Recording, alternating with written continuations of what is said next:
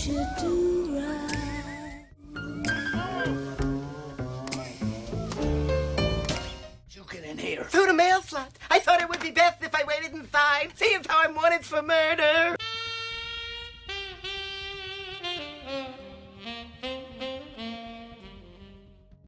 In 1988, Disney helped create one of the most famous animated characters of all time, and then spent the next 30 years quietly trying to pretend she never existed.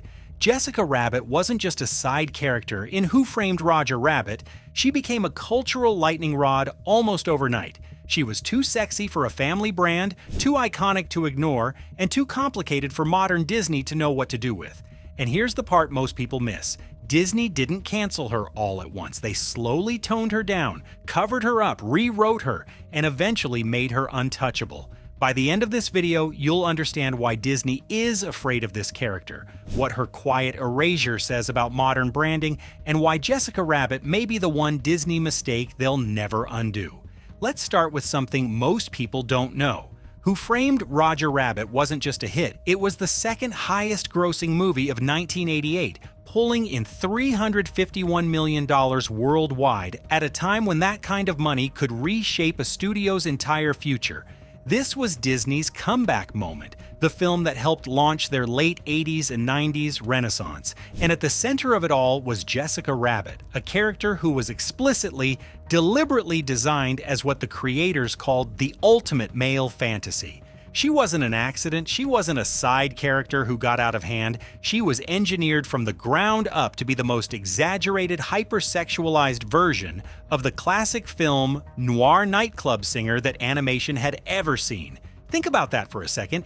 Disney, the company built on princesses and family values, released a character whose entire visual design was meant to weaponize sex appeal, and it worked.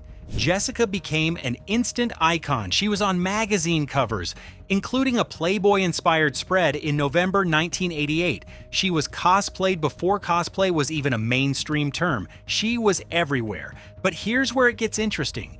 Even as audiences were falling in love with her, Disney was already getting nervous. Within months of the film's release, Disney started toning her down. In children's storybooks and merchandise, her cleavage was reduced, her dress slit was shortened, and her poses were made less provocative. The company was trying to have it both ways, profit from the adult appeal while sanitizing her for the family-friendly brand. It was a balancing act that couldn't last, because Jessica Rabbit wasn't just a character, she was a cultural flashpoint. She represented something Disney had never really dealt with before, a character who was simultaneously empowering and objectifying, a parody and a problem, a feminist icon and a male fantasy, and that contradiction is exactly what makes her story so fascinating. Now let's talk about what Jessica Rabbit actually was in the context of the film, because this is where most people get it wrong. Who Framed Roger Rabbit is a film noir parody set in 1940s Hollywood where cartoon characters, called toons, exist alongside humans. Jessica is introduced as the classic femme fatale, the sultry lounge singer married to the goofy, lovable Roger Rabbit. Every visual cue tells you she's the villain. The red dress, the bedroom eyes, the way she moves, it all screams danger. But then the film does something clever. It subverts the trope. Jessica isn't the villain. She's not manipulative or murderous. She's loyal, protective, and motivated entirely by love for her husband. She's the one character in the film who never betrays anyone. And that's where her most famous line comes in. "I'm not bad, I'm just drawn that way." Think about the weight of that line for a second. It's a meta-commentary on her own design. She's acknowledging that her appearance, her body, her sexuality, none of it was her choice. It was imposed on her by the animators, by the male gaze, by the system that created her. Feminist critics have pointed to this as a moment of surprising depth. A character who uses the expectations placed on her body to protect the people she loves while remaining fully aware that she's been designed to be looked at.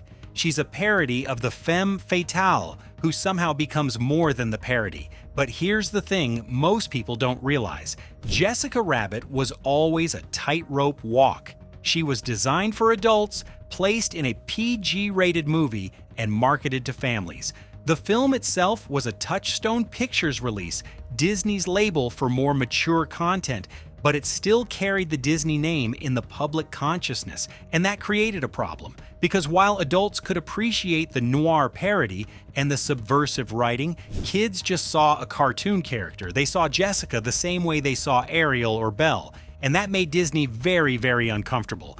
The company started distancing itself almost immediately. Merchandise was limited. Jessica didn't appear in Disney princess lineups or family-friendly promotions. She existed in this weird limbo. Too adult for kids, too cartoonish for serious adult content. And for a while, that worked. The film became a cult classic, Jessica became a Halloween costume staple, and Disney just kind of let her sit there. Not promoting her, but not actively erasing her either, until 2021, when everything changed. In 2021, Disneyland quietly reworked the Roger Rabbit's cartoon spin ride. And when guests rode it for the first time after the refurbishment, they noticed something shocking. Jessica Rabbit had been rewritten. In the original ride, she appeared in her iconic red dress, tied up and in distress, playing into the damsel in distress trope. In the new version, she's wearing a trench coat. She's no longer a lounge singer or a victim. She's a private investigator actively working to stop the villainous Toon Patrol weasels. On the surface, this sounds like progress, right? Disney took a sexualized character and gave her agency, made her a hero, covered her up so she's less objectified. But here's what really happened. Disney didn't empower Jessica Rabbit, they erased her. Because the trench coat isn't just a costume change, it's a visual metaphor. Disney literally covered up the character they were embarrassed by. They rewrote her story to remove the sexuality that made her controversial, and in doing so, they removed the thing that made her Jessica Rabbit. The character who said, "I'm not bad, I'm just drawn that way," was redrawn to be safe, sanitized, and acceptable for modern brand standards. And that's when people started asking the question, did Disney ban Jessica Rabbit? Now let's be clear, Disney didn't officially ban her. The original film still exists on Disney+. You can still buy vintage merchandise. But functionally, Jessica Rabbit has been soft banned from the Disney universe. And we know this because of what director Robert Zemeckis said in a 2024 interview. Zemeckis, the man who made Who Framed Roger Rabbit, confirmed that Disney would never make the film today. He said, and I'm quoting here, that the studio can't make a movie with Jessica in it. He pointed to the trench coat change as proof that Disney is actively trying to distance itself from the character. And here's the kicker. Zemeckis revealed that a sequel script exists. It's been written, it's ready to go. But Disney has refused to make it because of Jessica. Think about that. Disney is sitting on a sequel to one of the most successful and beloved films of the 1980s, and they won't make it because they're too afraid of a cartoon character. That's not caution. That's corporate fear. So why is Disney so afraid of Jessica Rabbit? To understand that, you need to understand how Disney operates in 2025. The company isn't just a movie studio anymore, it's a global brand empire built on 4-quadrant appeal, meaning content that works for kids, parents, teenagers, and adults all at once. Every decision Disney makes is filtered through the lens of brand safety. Will this upset advertisers? Will this alienate international markets? Will this create a social media backlash? And Jessica Rabbit fails every one of those tests. She's too sexual for kids. She's too controversial for conservative markets. She's too tied to outdated gender tropes for progressive audiences. She's a brand liability. And Disney has been systematically removing brand liabilities from its parks and content for years now. They rethemed Splash Mountain to remove its ties to Song of the South, they reworked the Jungle Cruise to remove racist stereotypes, and they put Jessica Rabbit in a trench coat. These aren't isolated decisions, they're part of a broader strategy to sanitize Disney's legacy, to remove anything that might be seen as problematic by modern standards. And on paper, that makes sense. But here's the problem. Jessica Rabbit isn't just a relic of outdated sexism. She's a complex character who meant different things to different people, and by erasing her, Disney is erasing that complexity. Let me explain what I mean. There are two very different ways to read Jessica Rabbit, and both are valid. The first reading is that she's a product of the male gaze, a character designed by men, for men. to be looked at and desired. Her proportions are impossible, her movements are exaggerated, her entire existence is built around being sexually appealing. And in that reading, Jessica is a problem. She reinforces unrealistic beauty standards. She teaches young girls that their value is tied to their appearance. She's the kind of character we should have moved past. But here's the second reading, and this is where it gets interesting. Feminist critics, including writers like Clarice Lawfrey, have argued that Jessica Rabbit is actually subversive.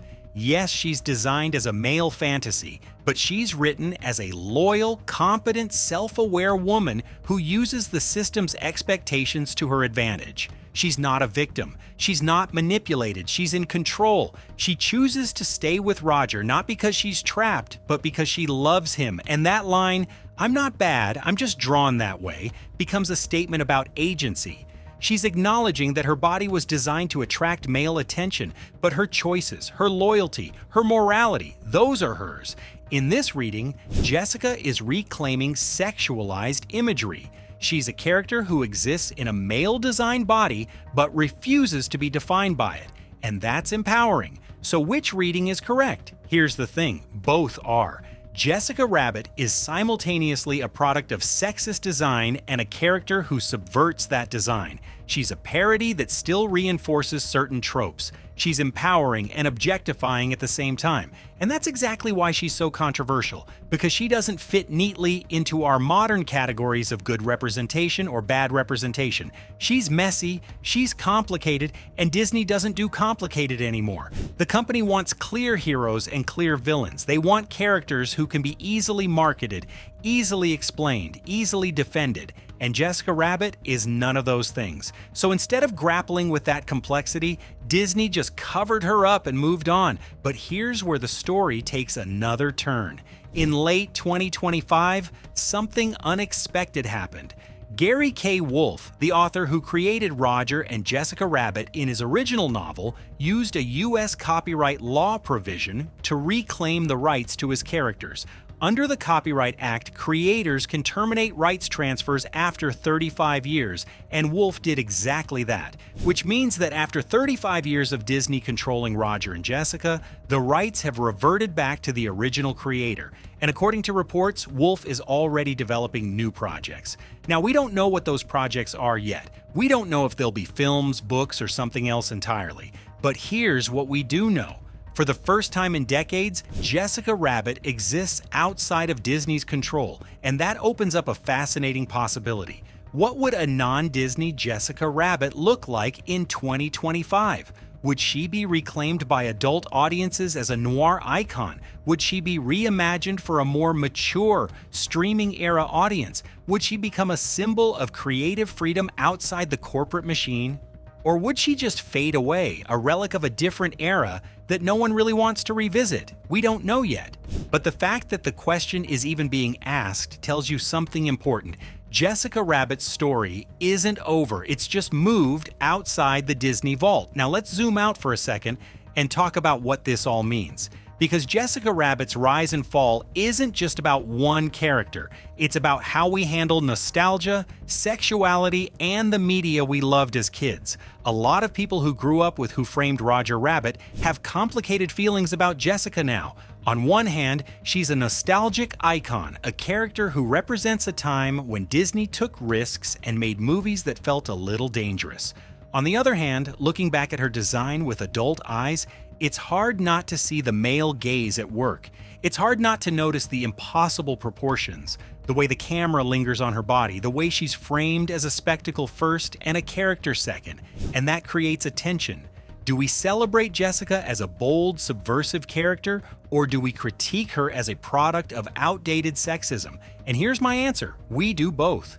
Because the past is always more complicated than we want it to be. Jessica Rabbit is a character who was designed to be sexy, who was written to be loyal, who was marketed to families, and who was ultimately too controversial for the company that created her. She's all of those things at once.